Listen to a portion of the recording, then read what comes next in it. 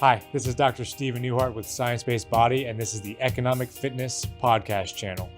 On this channel, we are going to provide you with ways to keep your body and mind in top peak physical condition in an environment of sedentary work environments. It is our perspective that blood flow is equal to cash flow. And if you cut off the blood flow, you cut off the cash flow. We hope you enjoy our information. Hi, everyone, and thank you for tuning back into Economic Fitness. I'm Dr. Stephen Newhart, and for the past few weeks with our past guests that we've had, we've seen a lot of improvement or talked and discussed about improvement that occur in business people after they undergo exercise and nutrition changes in their life. So we've been discussing and talking about the cognitive changes that have occurred there. Now, in their world, it means, hey, more productivity, maybe higher revenues, things like that. So, and now today we'd like to dive in and speak to somebody that's actually working, not necessarily in the realm of exercise and nutrition, but is using tools to just realign the brain. I actually don't want to speak to it. I'd rather hear him talk about it because I don't want to say anything incorrect. But to me, realigning the brain means that the brain it's functioning more appropriately and we're getting all those same outcomes. And I believe he's worked with a variety of different people. So our guest today, he owns Brain Treatment Center out in Dallas. He is a neurologist. He got his degree from Mississippi State, or I believe the University of Mississippi. I want to get it correct. University of Mississippi. And did his undergraduate at LSU and also was in the Air Force for quite a while. So I'd like to introduce Dr. Spencer Miller. Thank you, Dr. Miller, thank you for joining us today. Thanks for having me. Now, the things you're doing, okay, so you're using a treatment called TMS, which is transcranial magnetic stimulation. Exactly. Yes, I got it correct. You did. Kinesiology over here. It's a total full mouth of words. So you're using this technique, and as I stated in the introduction, kind of realigning the brain, making it function more appropriately. But I really would just like to hear from you, and you can tell me firsthand, what is this treatment? What does it do? And possibly go into a few, good testimonials of things you have from the past. Sure. Well, if as you know, the brain is a big ball of organized electricity. The easier way to understand what exactly we do is if you use an analogy of a symphony, a bunch of instruments that are, when played alone, can be beautiful, but when played together, can be even more beautiful. Mm-hmm. But if you have ever been to a symphony or an orchestra before the concert starts, 5 minutes before, the string section may be playing A, they may be playing an F minor, and they're tuning their instruments individually, and to have a conversation during that time is very difficult. Right. Because there's some discord with your brain. You can tell it as an audience, and when that conductor comes up and actually taps on the stand and has the first A, it's a relief. Everybody feels a relief when that A is played in harmony. And so the brain is very similar to a symphony in a sense that, if there's any pathology, in general, a normal, efficient brain should be playing a note A. We actually call it alpha frequency, interestingly enough. Yeah. And it's where we are cognitive, where we're awake with our eyes closed, where we understand, learn. It's kind of a catch-all for who we know as our human self and our cognitive self. There's a lot of research, 20-something years of research going into this as to what alpha actually means and why the alpha frequency is so important. Well, if you think about if a conductor stood up and had everybody play an A, or is directing a symphony, and all of a sudden one of the first violin ends up playing an F minor or another note, that's what we call in the brain pathology or asynchrony or some sort of damage to the brain. Sure. And our goal is to be the conductor and correct it and make everybody play exactly the same notes, or at least notes in harmony. We call the electrical signals in the brain, we measure them in frequency and location and neural networks as to where things actually occur in the brain. And when we see on an EEG, which is an electroencephalogram, that there is an abnormal signal somewhere in the brain, or a low frequency, or discrepancy or asynchrony in frequencies, meaning the parts of the brain are not aligned, it's very similar to the first violin playing the wrong note. Mm-hmm. And we can use magnetic electromagnetic energy, and it's like an MRI, except we're actually transmitting the force back into the brain. Sure. And we just align with a purer electrical signal and a stronger electrical signal. We're aligning brain waves that are aberrant. This can be used for pretty much any brain pathology you can list, and there's other, applications that are off-label. For instance, optimization of brain function. I haven't met anybody that has a perfectly functioning, perfectly efficient, and perfectly synchronized brain. Everybody could probably use a little bit of this, just like with exercise and nutrition. Oh, yeah. Everybody could probably do a little bit better in their lifetime. Our EEG is the tool that we use to measure the connectivity of the brain and what it's actually doing, and then we use that to individualize an electrical treatment for the patients. I love the way you put that, and it's probably from listening to you in the past. I pretty much have when I was listening, I was like, hey, I understand it. So that's good that I finally understand it. Good. But the way you put it, it really makes it very understandable. So hopefully people can understand that. What about addiction? What do you see with an EEG with addiction? And is that, because in my world, of course, we're looking at people that have food addiction. Right. And right. we want to help them get off that. Is there anything there? Yeah. So each substance, there is a school of thought that, addiction can be very similar to depression. Most people with addiction have some form of depression, anxiety, or some dysfunction, dysregulation of the frequencies in their brains or the function of the brain.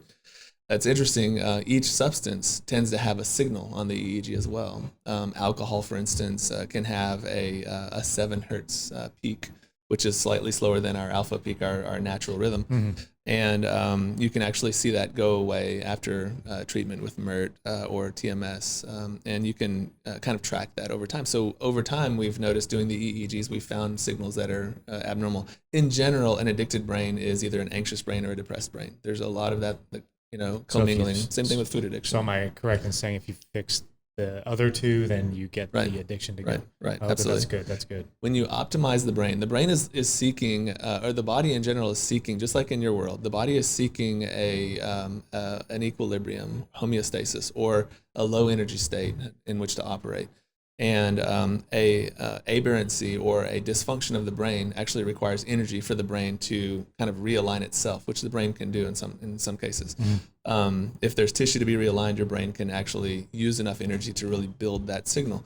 And so when you're using that extra energy, it fatigues the brain. It makes the brain not operate optimally. It makes you confused. It makes you tired. It makes you lack understanding. Very similar to nutrition. If you don't have the right nutrition, the balance just isn't there. Sure. And so we're really seeking to just balance the function of the brain. Love it. That's the goal. So tell me about, and we could just stick with one. I bet you there are hundreds of people that you've affected with this positively. So maybe pick one out. No need to name names, but situation. What kind of improvements do you see in one of your people? A lot of what we're treating is autism or learning differences. Autism, believe it or not, has a very, very specific EEG pattern that we've recognized in the past several years, and we're able to try to amplify frontal function. A lot of times our executive function, our ability to, again, understand, learn, speak, you and I know each other as our frontal lobes. Yeah, sure. That's really where we become ourselves as we mature and understand the world around us and interact with the world around us. A lot of learning differences are broken frontal lobes or broken language centers in the temporal lobes or something of that nature. And when we recognize that, or when we hear the story and correlate it with an EEG, we can then formulate a very specific plan for treatment of that patient. One of my very favorite patients was a 9-year-old young lady. She was at a school for special learning differences. And I always felt like she was social, but in a social setting, she was less than social. She had some peer-to-peer kind of interrelational issues, and other things that were kind of abnormal were math skills, or kind of putting together order and sequencing and things like that. Mm-hmm. And what's interesting is about a week or two into treatment with MeRT, which is our version, it's the very individualized version of TMS. Sure. Called magnetic E-resonance therapy, I should clarify. Okay, and about 2 weeks into her treatment, the mother was saying, it's interesting. I think we're seeing quite a bit of changes in her.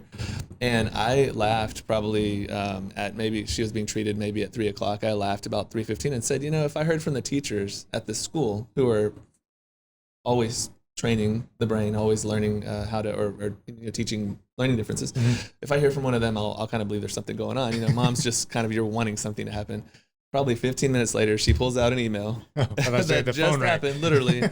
And it said, I don't know if you're aware, but she completed 2 math pages, right? So, it doesn't sound like much maybe to some parents, but a person who before this therapy could do maybe 2 problems in a 10, 15 minute span, maybe an hour span on a page of 50 problems, all of a sudden completed a whole page accurately and said, I want another page, and was given another page. Other things that the parents noticed were sequencing or kind of motivation or understanding of how you and I just get ready in the morning. I know to put on my underwear, my socks before my shoes and my pants. I know to put my zipper in the front, buttons in the front, things like that.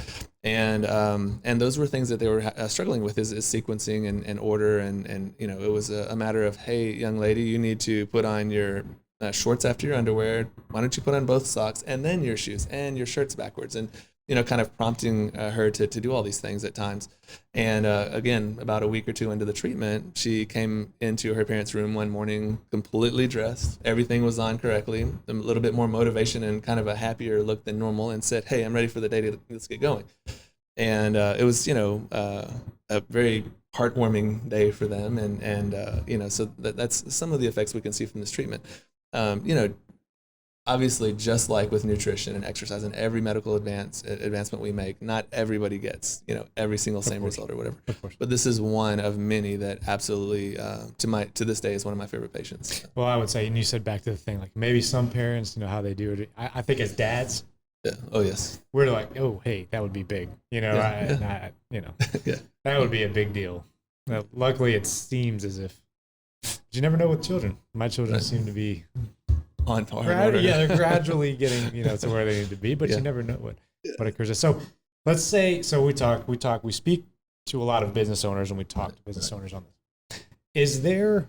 I've heard that there are ways to actually increase. So let's just say that you're right where you need to be, but you want to be more productive. Right. Are there possibilities with this technology to kind of take people to a higher level? So it's called optimization. Oh, okay. You're asking about optimization, and that's in your world as well. That's what you're doing. You're optimizing nutrition, diet, physical function, and while doing that, you're also optimizing the milieu for brain function. Knowing that the brain has an intrinsic frequency, and that at that intrinsic frequency, all of us have a unique intrinsic frequency. It's different for everybody. And if you can align all of the brain tissue to operate under that same frequency, that's called synchrony, coherence, efficiency. Again, just like what you're trying to do, you're trying to make the body operate more efficiently. We're trying to make the brain operate as efficiently as possible. Sometimes we can nudge the frequency faster, but in general, you need synchronization. And when we synchronize brain tissue, again, we go back to that lower energy state where you use less energy to accomplish just as much as you were before you went through this treatment. And it's similar to, building muscle mass is, right now, if I tried to curl 250 pounds, I would be laughed at in the gym. If you told me that in 6 months I need to curl 250 pounds, I would work it out. I would do 50 pounds or 10 pounds or the bar, whatever I could do right now, and I would just work it out. I would have capacity over 250 so that I could impress you, that I could do 250 pounds. Well, interesting enough, the words are the exact same in our fields because what you get out of a muscle is synchrony. Right. Because you have all these different muscle fiber types, and before they're trained, they all act inappropriately. And then when you put them together, bring them together, they know how to act, they know how to have more endurance. So, we'll fire this group, this group, so it's, anyways, continue on. The same world, we're in the same world. I mean, so the brain is the same. It's looking for that lowest energy state to operate at its maximum capacity. And so when we achieve that, what you get is I've experienced this myself actually as I've been through treatment. What you get is a more organized thought process. You get a more efficient thought process, and efficiency in thought is being able to learn more efficiently, more of it, being able to regurgitate it in a more efficient way, more linear fashion, and generally retention, concentration, and things that all of us struggle with as we get older or have multiple kind of stimuli around us, children, work, et cetera, the government, all the wonderful things we have to deal with on a daily basis. And when that all comes together and synchronizes, you are more efficient, and your day is less energy consuming. You are able to do more, longer, faster, better. Of course. You know what I'm saying? It's the same kind of an all-in type of. And that's what it is. That's what's perceived, but whatever perceived success is I've got to be able to do more. And so when we talk about nutrition and exercise, like, well, you'll be able to have more energy, so more hours, your day is longer, you'll get your exercise, you'll wake up at 5, and then you won't have to go to bed until 10 at night because XYZ. So it is amazing what you're doing, Dr. Miller, and it's really been a treat having you on here today. I think I'd love to obviously work with you in the future, especially with your technologies, and I think there is a partnership for us in the future as well. And so I can't wait to help a ton of people with you, and that's what it's all about for me. Let's do this. Yeah, let's do this thing. Let's help everybody, because there's just so much going on. And that my question about addiction, I think, man, that's such a big thing right there out there right now. And if we can treat you put it very. You gave me a ton of hope. Oh, well, you said, I think, anxiety and depression. If we treat those very much so. They treat those two, then we can get the addiction to go away. Then we can implement something else, some sort of exercise intervention. You bring them to a new level, your patient to a new level. That's you absolutely can, yeah. So, I mean, organizing brain tissue in an addicted mind has a tremendous impact, just as does what you set up for exercise, nutrition, social, environmental, all of the things that an addicted patient and an addicted brain needs. It all works together. Yeah, it's remarkable. So yeah, that's definitely a good place to use this technology. So, well, thank you so much for being here. Thank you so much, everybody, for tuning in today, and we will catch you next time on the Economic Fitness Podcast channel.